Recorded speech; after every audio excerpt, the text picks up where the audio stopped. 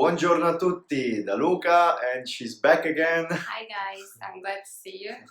And we're glad to see you. Yes. So Marina, what's the sentence for today, this video? Yes, for today. Well, I would like to ask you the question, how can I get there? If I'm in Rome, for example, and I'm lost and I don't know, my phone is off, so how do I get there? Ok, so in italiano si dice come faccio ad arrivare lì?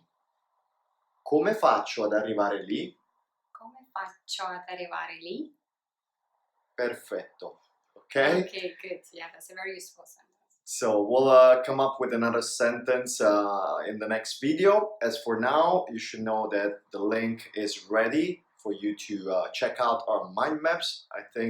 We think you're gonna love them. The coolest ever. I listen to them too. And we will make a video soon just to introduce you everything, so to show you exactly. But as of now, you can check the link. Once again, thank you for being with us. We will be with you very soon with another video of this playlist, 100 useful expressions. Yes, and thank you for your likes and for commenting us. Thank you. Bye bye. Ciao ciao.